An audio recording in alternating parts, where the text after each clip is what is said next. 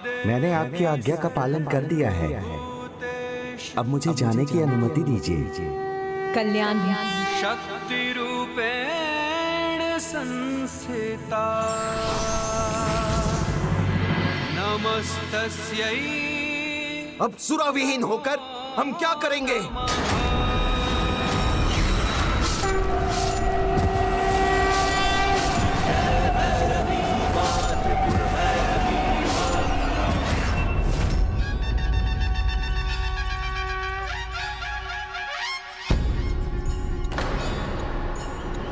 रश्मि प्रभा के पद चिन्ह यहीं तक दिखाई दे रहे हैं, किंतु भंडासुर इसे वन में कहाँ ले जा रहा है?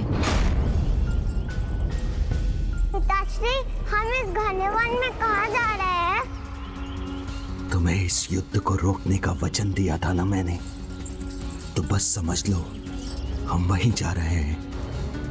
यहाँ इस युद्ध के अंत का आरंभ होगा। पिताश्री, तब तो हमें शीघ्रता करनी चाहिए।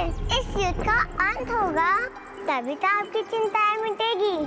कहीं तुम्हारा स्नेह मुझे दुर्बल ना कर दे, इसलिए इस घटना का अंत तो मैं भी चाहता हूँ।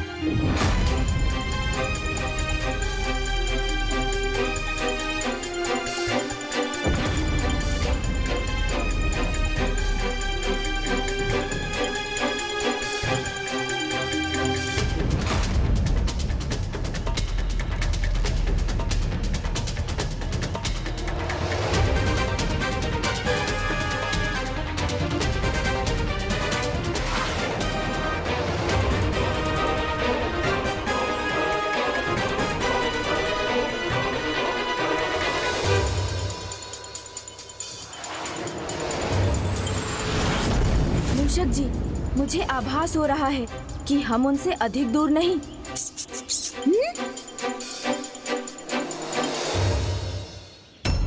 गणेश जी, गणेश जी।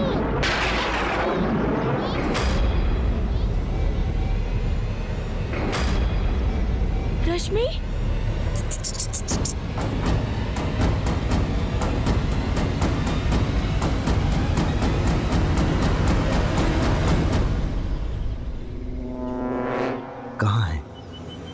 कहाँ है गणेश जी?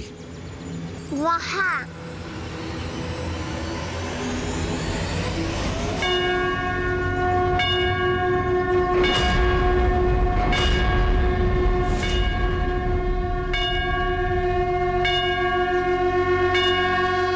मुझे ऐसा प्रतीत हुआ मूषक जी, जैसे मैंने अभी रश्मि प्रभा को अपना नाम पुकारते सुना। मुझे विश्वास है कि वो आगे उस गांव में ही हैं। गणेश जी इतनी सरलता से कदापि नहीं जाने देंगे, किंतु मुझे उनसे बचकर पढ़ने का कोई उपाय करना ही होगा।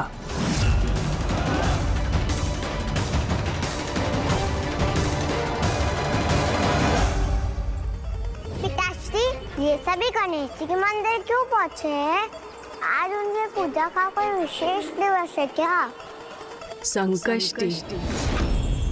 आज संकष्टी है पुत्री। संकष्टी, ये क्या होता है माता? इस वार्तालाप का समय नहीं है हमारे पास, हमें विलंब हो रहा है।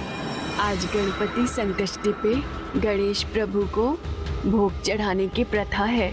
मेरी भी इच्छा थी कि मैं प्रभु के लिए खीर पकाकर उन्हें अपने हाथों से भोग प्रस्तुत करूं। खीर का भोग?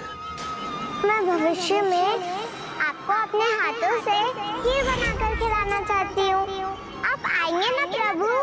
अवश्य आऊंगा। मुझे गणेश जी से हमारा पीछा छुड़ाने की युक्ति मिल गई है, किंतु इस दरिद्र वृद्धा का इतना सौभाग्य कहाँ? खीर के लिए दूध और गुड़ तो क्या, मेरे पास चावल का एक दाना भी नहीं है। और अगले संकष्टी तक इस वृद्ध शरीर में प्राण ही न रहे तो मेरी इच्छा अधूरी रह जाएगी। पुत्री, इस वृद्धा की अवस्था तुम्हें विचलित कर रही है ना? हमें विलंब तो हो रहा है, किंतु मुझे ज्ञात है तुम यहाँ रुककर इन वृद्धा की सहायता करना चाहती हो, तो वही करेंगे हम। सच पिताश्री? हाँ हाँ, अवश्य पुत्री, मैं खीर के लिए चावल, दूध और गुड़ की व्यवस्था करता हूँ। तुम भी इनकी सहायता में एक महान योगदान दे सकती हो। मैं? किंतु कैसे पिताश्री? प्रभु गणेश जी ने तुम्हें वचन दिया था ना कि तुम्हारे बुलाने पर वो खीर खाने अवश्य आएंगे। हाँ। इन वृद्धा के इस अंतिम चरण में तुम प्रभु गणेश जी का आह्वान कर अपने स्थान पर उनसे इन वृद्धा के हाथों खीर खाने का अनुरोध कर सकती हो। और मुझे विश्वास है कि तुम्हें दिया हुआ वचन कभी नहीं टालेंगे और प्रभु की प्रतिमा के स्थान पर उनके प्रत्यक्ष दर्शन पाकर इनका जीवन भी सफल हो जाएगा। ये तो बहुत अच्छा सुझाव है पिताश्री। मैं गणेश जी की प्रार्थना करती हूँ, वो अवश्य आएंगे। उचित है। रुको, वो आभूषण रहेंगे तो रश्मि को ढूंढ नहीं पाएंगे गणेश जी। खीर की सामग्री लेने के लिए मुझे तुम्हारे इन आभूषणों की आवश्यकता होगी।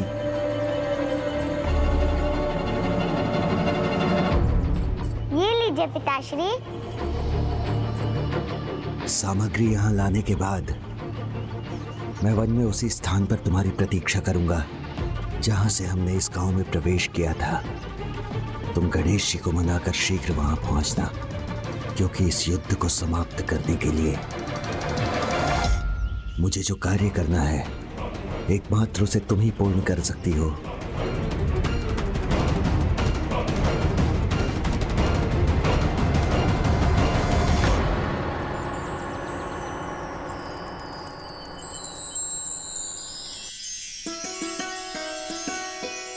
आज आपकी मनोकामना अवश्य पूर्ण होगी माता। आप जाइए, लकड़ी ले आइए। मेरी पुकार सुनकर प्रभु गणेश जी यहाँ अवश्य आएंगे।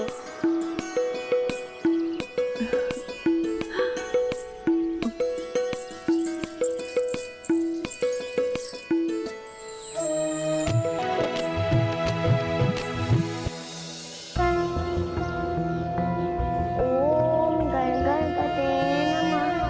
ओम गण गणपते नमः।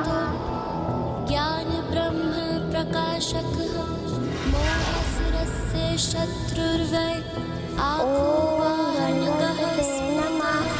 ओम गणपते नमः। मैंने कहा था ना मूषक जी, वो निकट ही कहीं है। उसके मंत्रोच्चारण का स्वर सुनकर उसकी ओर बढ़िए। जो आज्ञा प्रभु। ओम गण गणपते नमः। ओम गण गणपते नमः। ओम गण गणपते नमः।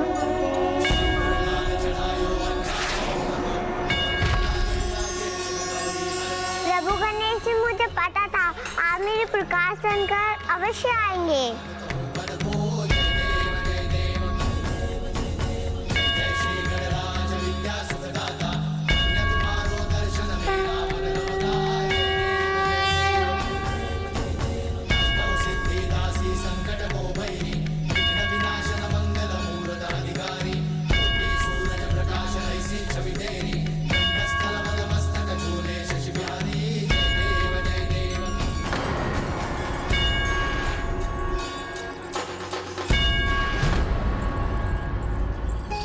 इतनी पीड़ा में भी कितने उत्साह से मेरी ओर बढ़ी आ रही है।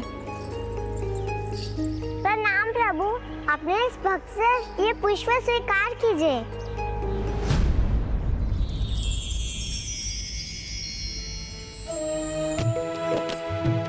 तुम्हारा सदा कल्याण हो रश्मि प्रभा। प्रणाम प्रभु। बालिका, जिस प्रकार श्री माता ललिता अपने सिंहासन पर विराजमान होती हैं, उसी प्रकार इस शिला पर बैठ जाओ। किंतु प्रभु, मैं माता के समान कैसे? रश्मि प्रभा, मुझ पर विश्वास करो, बैठ जाओ। उचित है गणेश जी।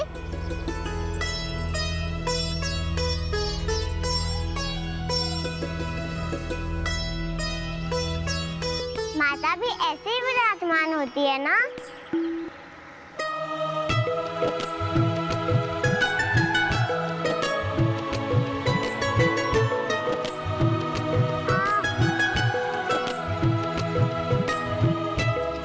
तुम्हें इन कांटों की चुभन का आभास भी नहीं हो रहा था क्या?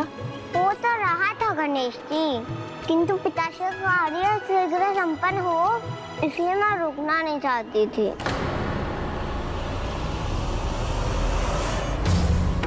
मृत संजीवनी सुरा का पात्र लेकर मेरी ओर बढ़ते समय इसे ये कांटे चुभे थे। मेरे लिए इतना कष्ट सहने वाली अपनी इस पुत्री को ही कष्ट देना होगा मुझे। हमारी शक्तियां तुम्हें प्राप्त होंगी, जिसके लिए तुम्हें बस अपनी निस्वार्थ स्नेह की पात्र अपनी पुत्री का त्याग करना होगा। किंतु महान कार्य के लिए ये त्याग तो करना ही होगा।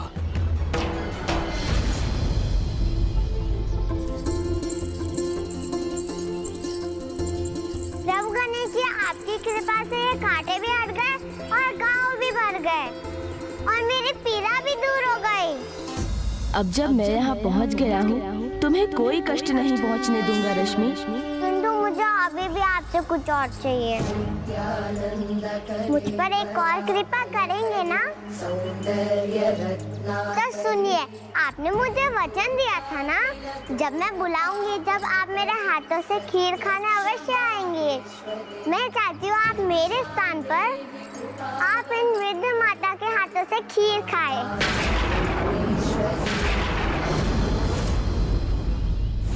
क्योंकि मुझे तो अपने पिताश्री की सहायता करने जाना है। आप मुझे वचन दीजिए ना प्रभु, आप इनके हाथों से खीर खाने के लिए अवश्य रुकेंगे।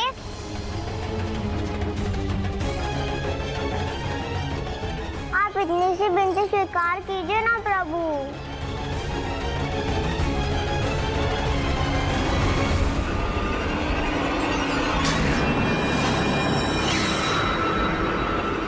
नहीं रश्मि प्रभा, नहीं रश्मि प्रभा, नहीं रश्मि प्रभा।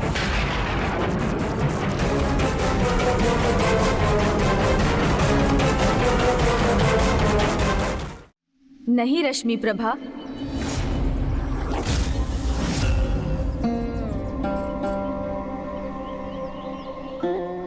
मैं तुम्हें हाँ नहीं कह सकता रश्मि प्रभा, अन्यथा भंडासुर उसकी कुटिल योजना में सफल हो जाएगा। आप मुझसे ना कैसे कह सकते हैं? आप तो मुझसे अपास नहीं करते हैं ना। और आपने मुझे वचन भी दिया था। भविष्य में तुम्हारे सामने आने वाले दुख को तुमसे दूर रखने के लिए मैं तुम्हारे इस अनुरोध को स्वीकार नहीं कर सकता। किंतु मैं तो अभी दुखी हो रही हूँ। मैंने मृत माता को विश्वास दिलाया है। मुझे हाँ कहने के लिए विवश मत करो रश्मि प्रभा। एक छोटी सी बालिका का हृदय रखने के लिए हाँ कह दीजिए ना दयानिधान प्रभु गणेश जी।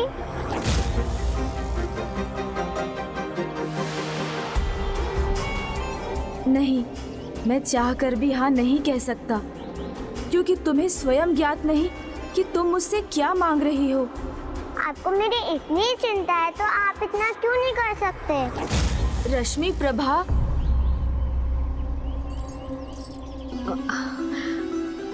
मुझे लगा था आप मेरे किसी भी बात को मना नहीं करेंगे। मेरे प्रत्येक वचन का मान रखेंगे आप हाँ नहीं कहेंगे तो मैं भी आपसे रूठ जाऊंगी। कभी ना आपसे मिलूंगी ना बात करूंगी।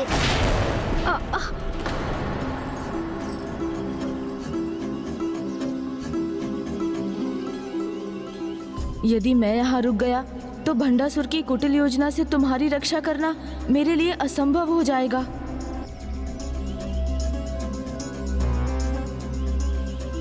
किंतु मैं तुम्हें दिए खीर खाने के वचन से पीछे भी नहीं हट सकता।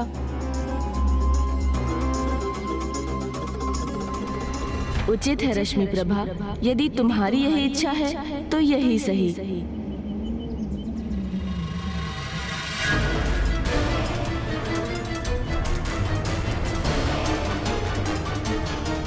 गणेश जी को यहाँ रखने की मेरी योजना सफल हो गई।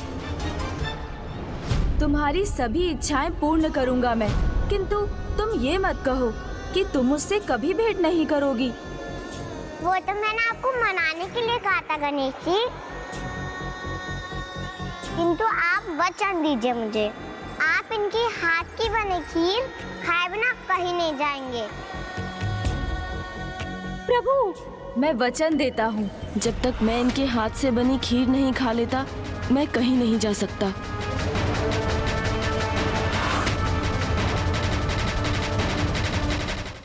माता, आप शीघ्र चूल्हा चला लीजिए। पिताश्री खीर की सामग्री लेकर अभी आते ही होंगे। हाँ।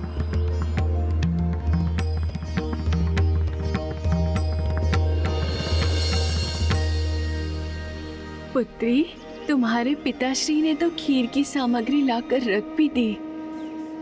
हाँ, पिताश्री ने कहा था वो इसे यहाँ पहुँचा कर आगे बढ़ने के लिए वो मेरी प्रतीक्षा करेंगे। आपको कोटि कोटि धन्यवाद प्रभु गणेश जी कि आपने मेरी इच्छा स्वीकार कर ली। अब मुझे आज्ञा दीजिए प्रभु, मुझे अपने पिताश्री को ढूंढना है, क्योंकि आज पिताश्री इस युद्ध को समाप्त करने के लिए एक महान कार्य करने जा रहे हैं।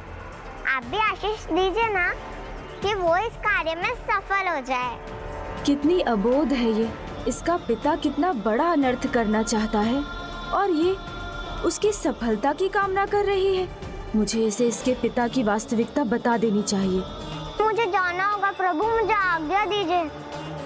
सदा सुरक्षित रहना प्रिय बालिका रश्मि प्रभा। प्रभु स्वर रखिएगा, कुछ भी हो जाए आप इन वृद्ध माता के खीर खाए बिना कहीं मत जाइएगा, अन्यथा मैं रुष्ट होकर आपसे सदा के लिए दूर हो जाऊंगी।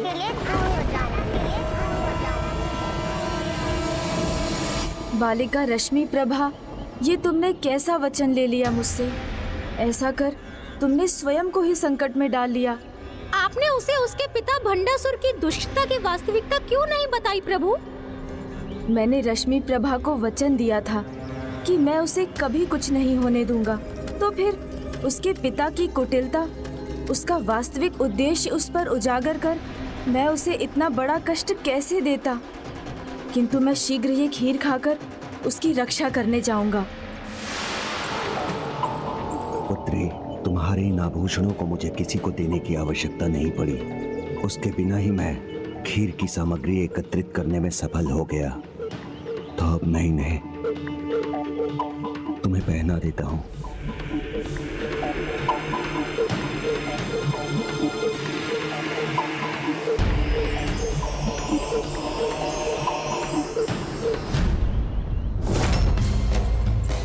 मूषक जी, मेरी ही माया का प्रयोग कर भंडासुर रश्मि प्रभा को मेरी दृष्टि से छिपा रहा है। आप उनका पीछा कीजिए और ध्यान रखिए कि वो उसे कहाँ ले जा रहा है, क्योंकि उस निर्मल हृदय रश्मि प्रभा को ज्ञात भी नहीं कि भंडासुर उससे क्या करवाना चाहता है। जी प्रभु।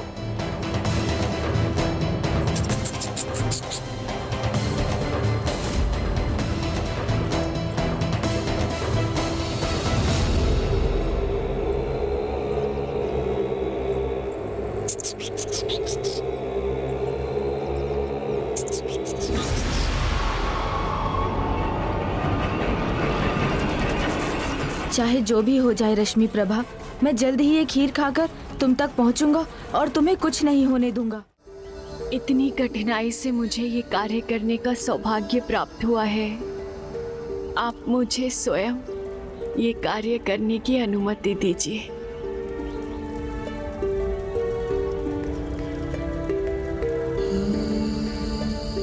मुझे इस फूल के मुरझाने से पूर्व खीर को समाप्त करके रश्मि प्रभा के पास पहुंचना होगा।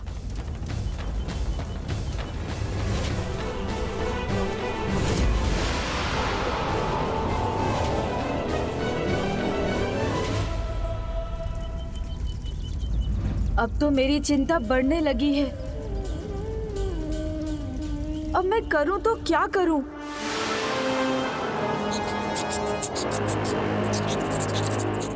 फिर उस सम्राट ने अपनी विपदा दूर करने का क्या उपाय किया पिताश्री?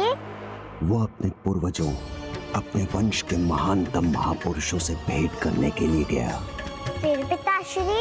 फिर उसके पूर्वजों ने उसे एक ऐसा हल बताया जो उसके हृदय पर बहुत बड़े आघात के समान था।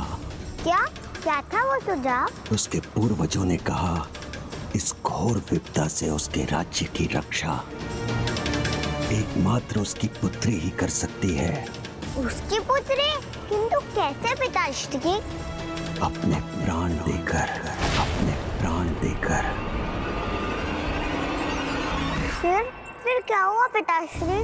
वो सम्राट अपनी पुत्री से अपार स्नेह करता था, तो वो उसे कैसे कोई कष्ट पहुंचा सकता था? किंतु विपदा तो बढ़ती ही जा रही थी। उसके निकट सब नष्ट होता जा रहा था। और एक दिन ऐसा आया जब स्वयं उसकी मृत्यु उसे डसने उसके सामने खड़ी थी। फिर?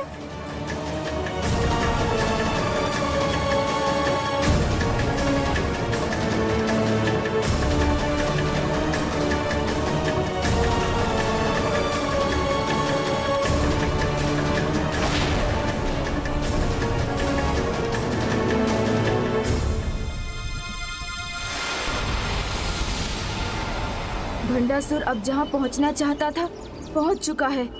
मुझे शीघ्रता करनी होगी।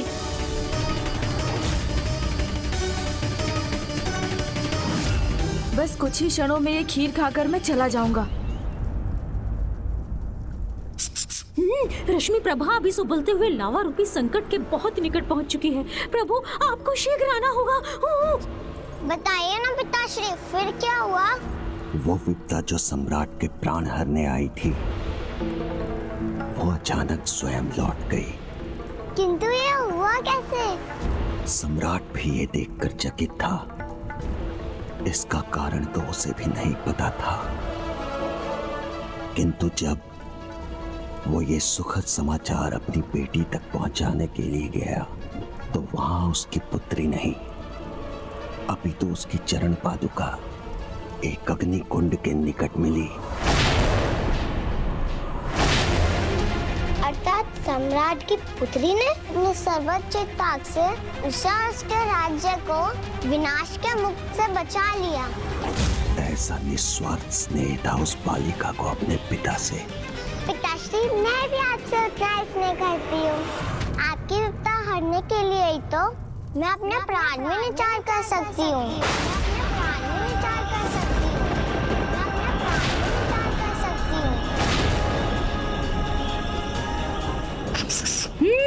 प्रभु आप अति शीघ्र यहाँ आ जाइए। मुझे किसी अनिष्ट के होने का आभास हो रहा है प्रभु।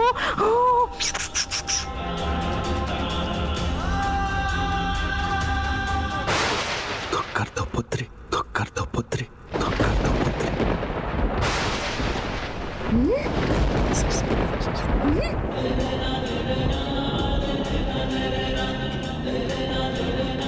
मेरे लिए अपने प्राण में न्यौछावर कर दो, मेरे लिए अपने प्राण में न्यौछावर कर दो।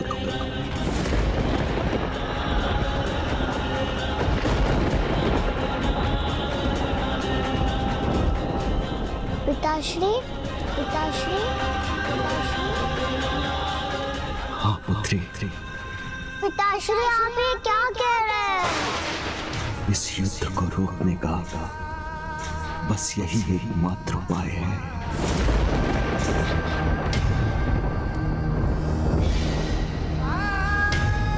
मेरे प्राण? तुम्हारे प्राणों से ही मुझे जीवन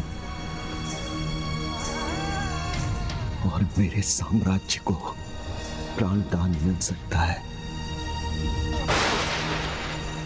मुझे क्षमा करना पुत्री, मैं विवश हूं।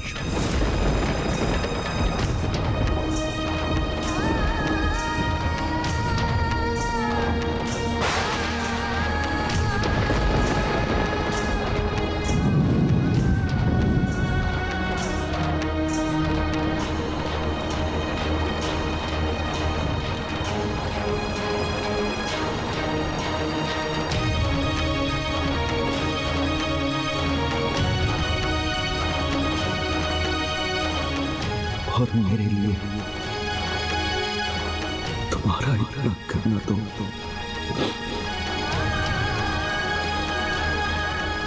चलता है। आप कहाँ कहाँ रह गए प्रभु? शीघ्र आकर इसकी रक्षा कीजिए।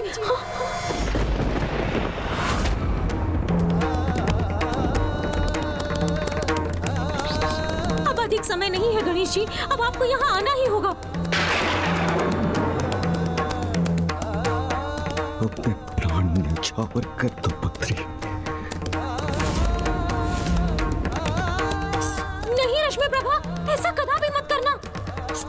गणेश जी के यहाँ आने तक मैं इसका ध्यान बांटकर इस अनर्थ को होने से रोक दूंगा।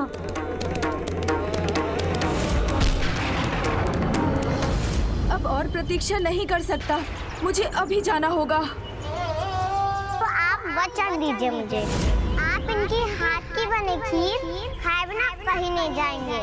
प्रभु, खीर ग्रहण कीजिए।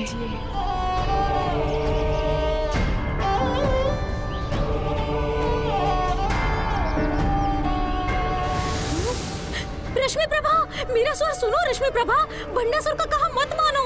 रश्मि प्रभा,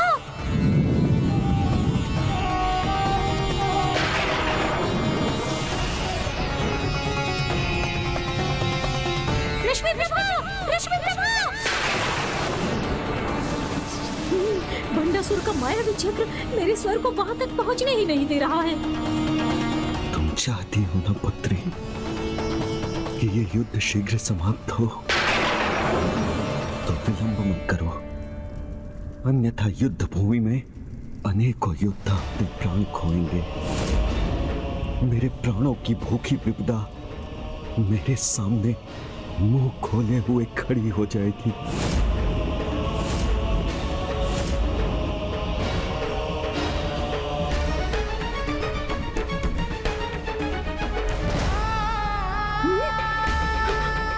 अगर ऐसा करने से आपकी रक्षा होगी पिताश्री तो मैं अवश्य करूंगी।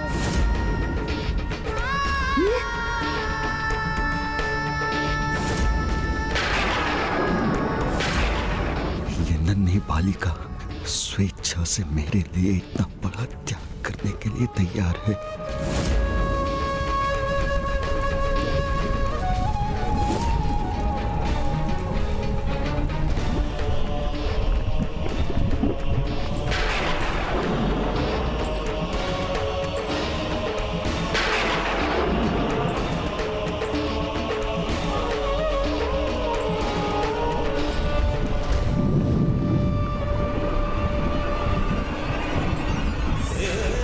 पिताश्री, आपके समान मैं भी आपसे बहुत स्नेह करती हूँ, आपको खोना नहीं चाहती।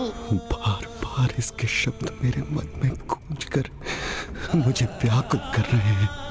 ये मेरे लिए अपने प्राण तक देने के लिए तैयार है, और मैं ये क्या करने जा रहा हूँ?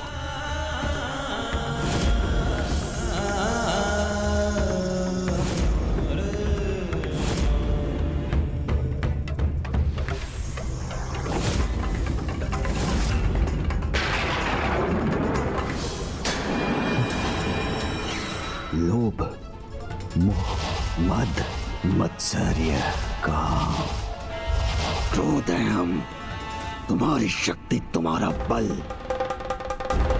ये मूर्खतापूर्ण स्नेह ही है जो तुम्हें दुर्बल बना रहा है। हम जब तक हैं, तुम अपने लक्ष्य से विमुख नहीं हो सकते। तुम कदापि पीछे नहीं हट सकते। आगे बढ़ो, आगे बढ़ो, धकेलो उसे, संकोच मत करो। तुम्हारा मूल स्वभाव कदापि पीछे नहीं बढ़े। और धकेलो उसे, आज आगे बढ़ो, आज तक के बाद हमारा मूल स्वभाव है। और धकेलो उसे, स्वभाव कहीं बढ़े लेके जाओ। और धकेलो उसे, आगे बढ़ो, आगे बढ़ो, धकेलो उसे।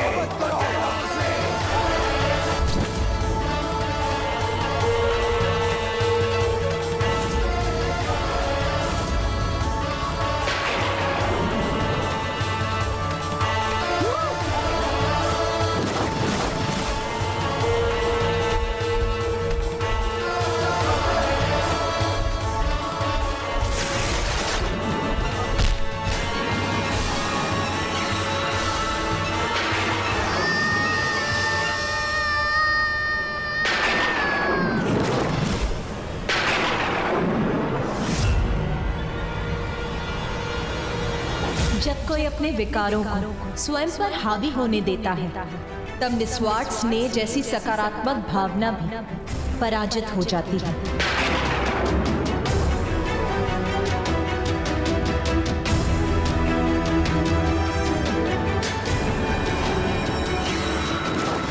विश्वास नहीं होता, कोई पिता इतना भयंकर महापाप कैसे कर सकता है?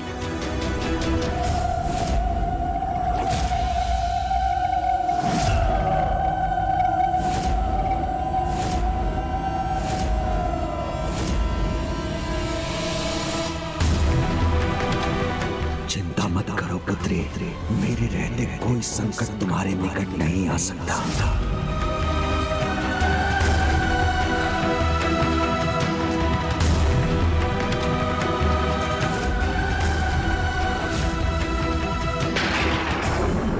पिता का निस्वार्थ स्नेह, उसका संरक्षण प्रत्येक पुत्री का विश्वास होता है, किंतु अपने स्वार्थ के लिए अपनी पुत्री के उस विश्वास का ऐसा भयंकर हनन कर भंडासुर ने ऐसा अधर्म युक्त कर्म किया है जिससे बालिका रश्मि प्रभा का नहीं, उसने स्वयं अपने महाविनाश का मार्ग खोल लिया है।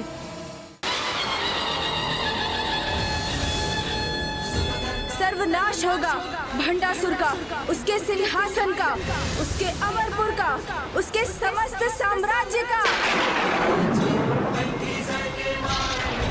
जिसको जीवन की कोमलता पर विश्वास नहीं, वो मेरी दया का पात्र भी नहीं।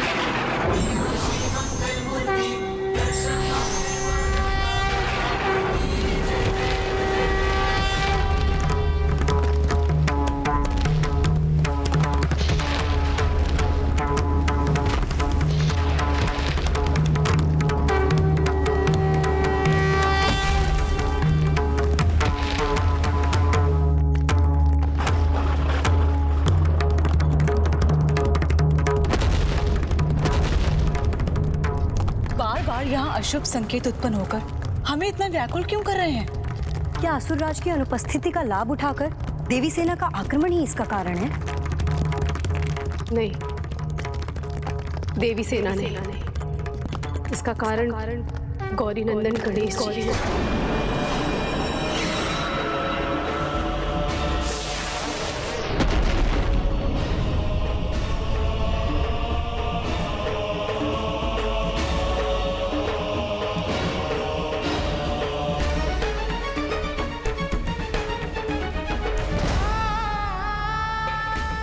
आज अपनी ही पुत्री के विश्वास का अंत कर मैंने उसके प्रति अपने स्नेह को कलंकित किया है।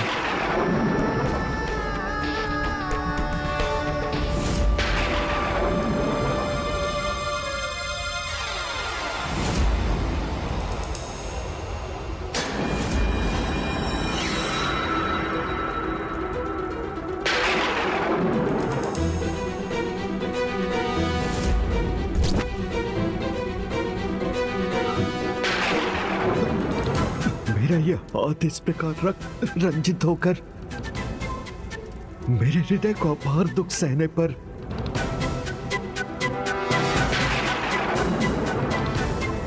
अपनी पुत्री के प्राण लेकर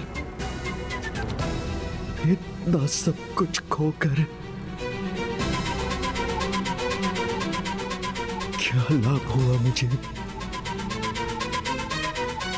क्या पाया मैंने?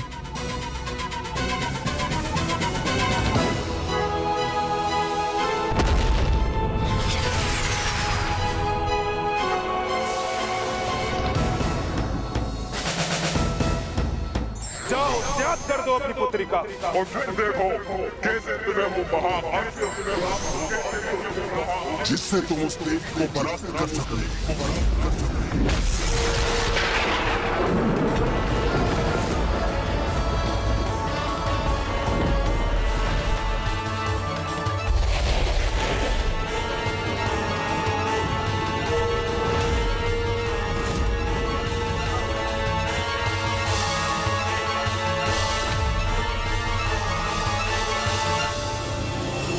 भंडासुर, अभी तक तुमने दिव्य शक्ति का मार्मिक रूप ही देखा था, अब उसी शक्ति के विध्वंसक रूप से परिचय करने का समय आ गया है।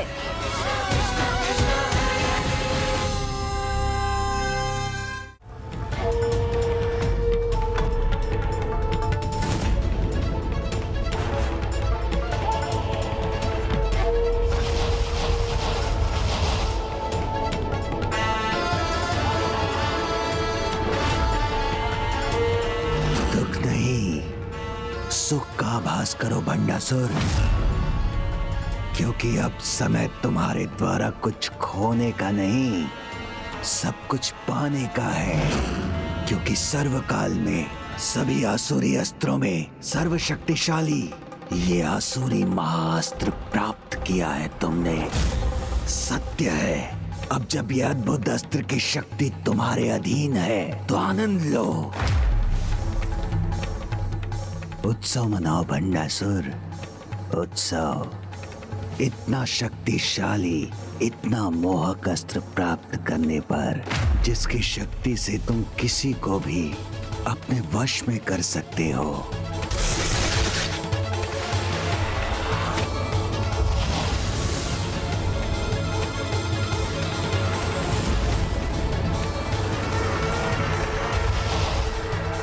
मेरे प्रतिशोध की अग्नि अब इन देवियों को भस्म करेगी।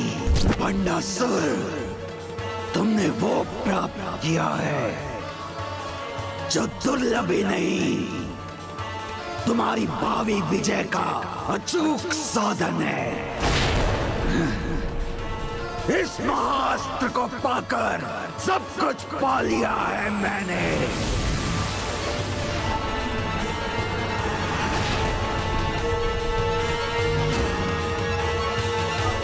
दुखी नहीं, हर्षित हूं मैं, हर्षित हूं मैं। अधर्म की पराकाष्ठा पर पहुंचकर इस अधर्मी को विश्वास कि इसने सब कुछ प्राप्त कर लिया, जबकि सत्य उसके सर्वथा विपरीत है।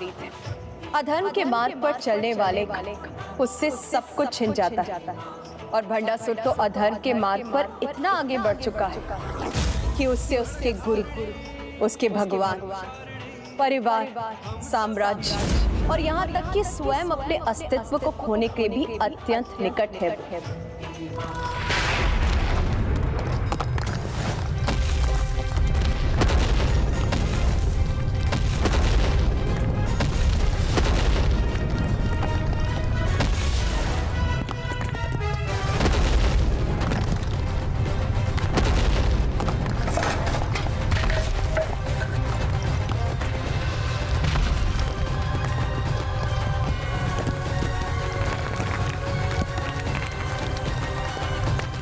गणेश जी असुर राज के सिंहासन को नष्ट कर रहे हैं।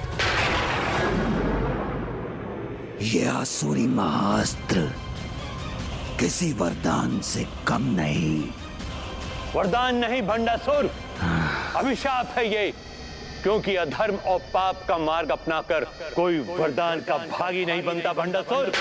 आप भूल रहे हैं गुरुदेव, मुझे मेरे पूर्वजों के पास जाने का मार्ग तो आपने ही सुझाया था। वो भूल थी मेरी, मुझे कहाँ ज्ञात था कि इतने कष्ट में होने पर भी वो अपनी आसुरी प्रवृत्ति से मुक्त नहीं होंगे और तुम्हें इतना भयंकर सुझाव देंगे।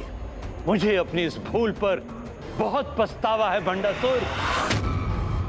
पछतावा नहीं, अभिमान होना चाहिए आपको कि अंततः आपके किसी शिष्य ने देवताओं पर ही नहीं, त्रिदेवों पर भी विजय पाने का सामर्थ्य प्राप्त किया है। जिसे धिक्कारना चाहिए उस पर अभिमान करूं मैं? नहीं भंडासुर, तुम्हारे जैसा पापी तो मेरा शिष्य कहलाने योग्य नहीं है। बहुत अहंकार है ना तुम्हें अपने अधर्म से प्राप्त महाअस्त्र पर, तो मैं तुम्हें शाप देता हूं। उचित अवसर आने पर इसका कब और कैसे उपयोग करना है तुम भी ये भी भूल जाओगे। व्यर्थ में धर्म का पाठ मत सिखाइए मुझे, क्योंकि निरंतर धर्म पथ पर चलकर एक नारी, एक देवी को पराजित करने की शक्ति भी तो नहीं प्राप्त कर सका मैं। तो अब अधर्म का पालन करूंगा मैं, और अधर्म से ही सब कुछ प्राप्त करूंगा। अपने साम्राज्य की रक्षा के लिए इतना छोटा सा त्याग तो चलता है ना गुरुदेव। जिसका हृदय इतना कठोर हो, इतनी क्रूरता से भरा हो, वो मेरा ही नहीं किसी अन्य गुरु का भी शिष्य होने योग्य नहीं है। ना हो मेरा गुरु, इसका भी मुझे कोई पछतावा नहीं, क्योंकि भंडासुर का स्वयं अपना गुरु होना चलता है। जिसके लिए अपनी बेटी उसकी स्वार्थ सिद्धि का साधन हो, ऐसे असुर राज का गुरु कहलाना तो दूर, उसके समक्ष एक क्षण ठहरना भी असंभव है। अब अन्य कोई नहीं, स्वयं मैं अपने आप को आशीर्वाद भी दूंगा और वरदान भी। जगत गुरु भी मैं ही होऊंगा और भगवान भी, और ऐसी महानता का अधिकारी बनने के लिए ये तो क्या, मेरा कुछ भी करना चलता है। भंडासुर के चलता है का भाव अपने चरम पर पहुंचकर अब शीघ्र उसके पतन का कारण बनेगा।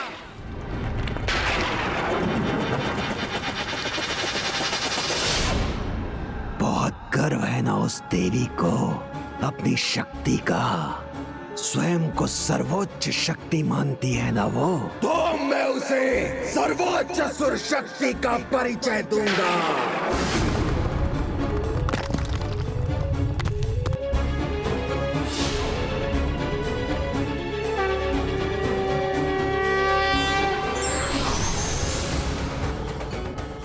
ये कैसा विस्फोट है माता? और वहां हमें महादेव का त्रिशूल क्यों दिखाई दे रहा है? भंडासुर के महापाप और उसके द्वारा उसके गुरु के अपमान का ही परिणाम है।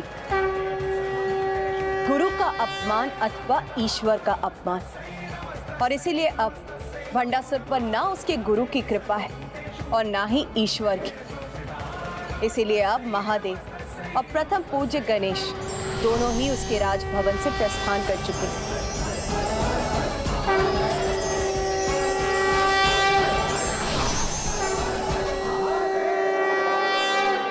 अब ये असुर महानायक भंडासुर ही नष्ट करेगा उस देवी के श्री रथ को।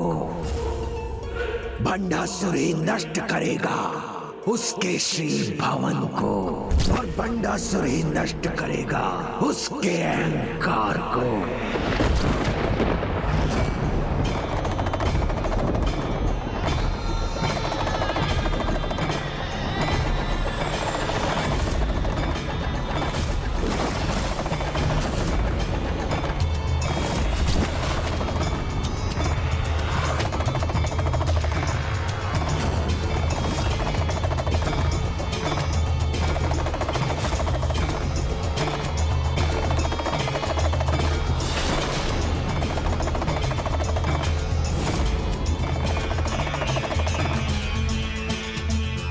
मुझे तो ये चिंता है कि कहीं भंडासुर को दंड देने के लिए स्वयं प्रभु शिव भी प्रत्यक्ष रूप न धारण कर ले।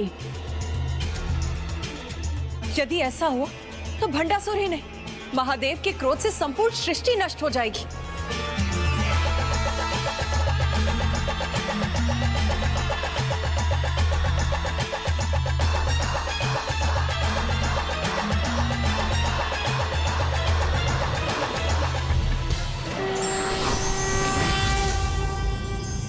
ओम जयंती मंगला काली भद्रकाली कपालिनी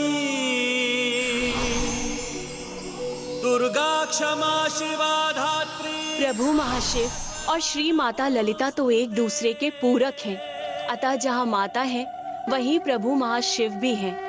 फिर भंडासुर को दंडित करने के लिए उन्हें दो रूपों में प्रकट होने की क्या आवश्यकता है?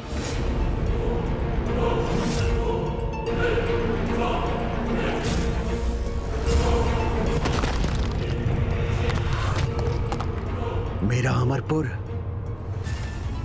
मेरा भवन, मेरी ध्वजा सब नष्ट कर दिया गणेश जी ने।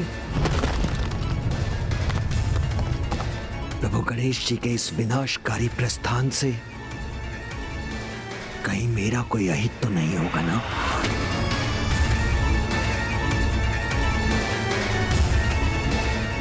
मेरे भ्राता विशंग और विशुक्र और मेरा विश्वास पात्र मंत्री कुटिलाक्ष, उसका भी संहार हो गया।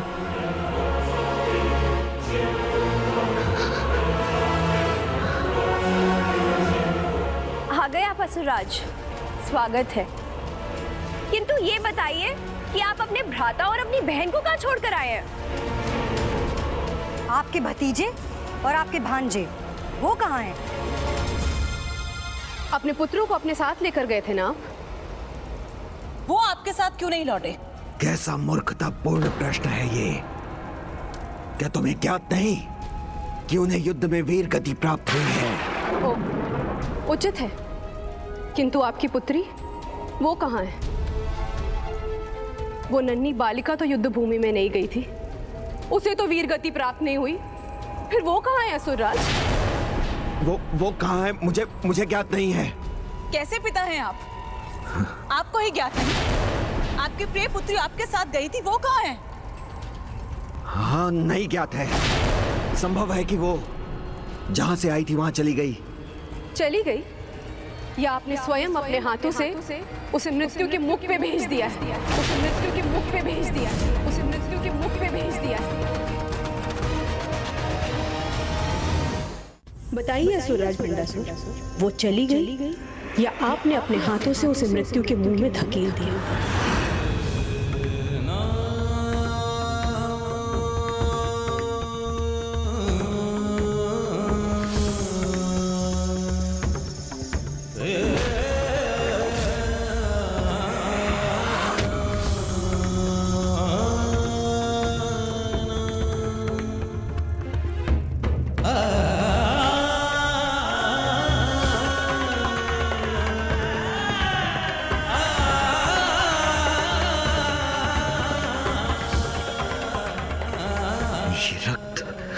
पुनः मेरे हाथ पर कैसे उभर आया?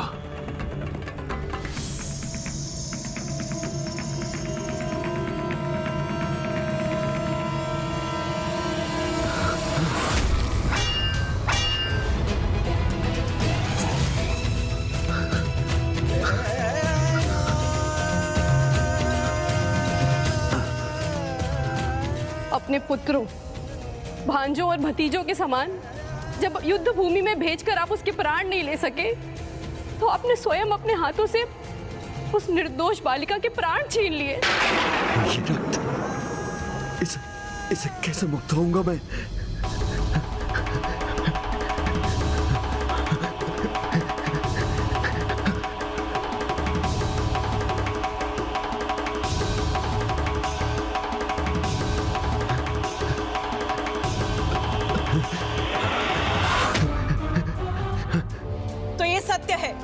उस छोटी बालिका का रक्त है आपके हाथ पर। पिता होकर भी स्वयं अपने हाथों से उसका प्राणांत किया है ना आपने। जिन हाथों पर उसे अटूट विश्वास था कि वे सदैव उसकी सुरक्षा करेंगे, आज वही हाथ उसकी अंत का कारण बने।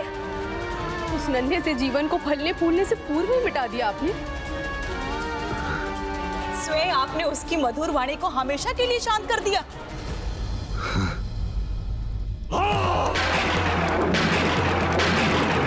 मैंने ही अंत किया है उसका, शांत किया है उसकी मधुर वाणी को, छीन लिया है उसका जीवन अपने इन्हीं हाथों से।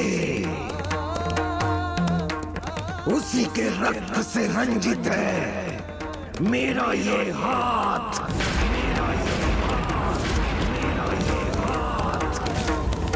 अपने इसी हाथ से उसे उबलते हुए लावा में गिरा कर आया हूं मैं। तब तो फिर हमें भी अग्नि में समाहित होकर भस्म हो जाना चाहिए। ऐसा क्यों करोगी तुम? जो किसी भी संबंध की पवित्रता को समझने में असमर्थ है, जिसने अपने स्वार्थ सिद्धि के लिए अपने प्रति निस्वार्थ प्रेम रखने वाली अपनी ही पुत्री को उबलते हुए लावा में गिराने में तनिक भी संकोच नहीं किया। समय आने पर वो हमें भस्म करने से क्यों रुकेगा? तो उचित तो यही है कि आपके जैसा महापापी ना सिर्फ हमें बल्कि हमारी अस्थियों को भी छू ना सके, क्योंकि आप किसी के पति बनने के योग्य ही नहीं। किसी के पति बनने के योग्य ही नहीं। किसी के पति बनने के योग्य ही नहीं। सुमोहिनी, सुमोहिनी, ऐसा मत करो, रुक जाओ। सुमोहिनी, सुमोहिनी। सुमोहिनी, सुमोहिनी, रुक जाओ, ऐसा मत करो। सुमोहिनी, सुमोहिनी, सुमोहिनी।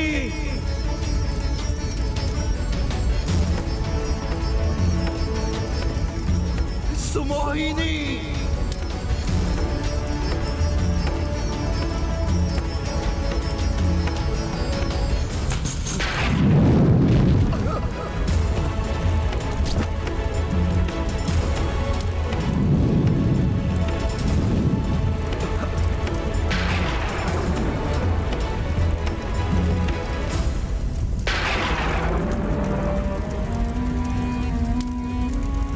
आपके जैसा महापापी हमें तो क्या, हमारी अस्थियों को भी स्पर्श नहीं कर सकता, क्योंकि आप किसी के पति बनने के योग्य ही नहीं है। आप जैसा महापापी किसी के भ्राता होने के योग्य नहीं। ना भ्राताओं के, ना बहन के, किसी के योग्य नहीं है आप। तुम्हारे जैसा महापापी पुत्रों के योग्य भी नहीं है। तुम्हारे जैसा महापापी परिवार के योग्य नहीं।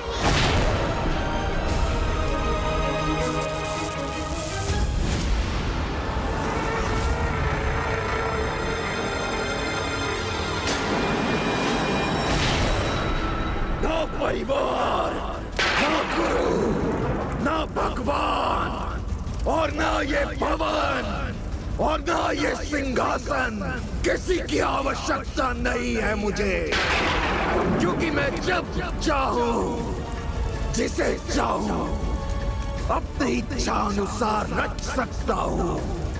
किंतु इस समय एक ही इच्छा है मेरे मन में, प्रतिशोध की, जो मुझे देवी पराशक्ति से लेना है। उसके लिए चाहे मुझे महादेव पुत्र गणेश और चाहे महादेव को भी खोना पड़े, तो मुझे कोई दुख नहीं। उसके लिए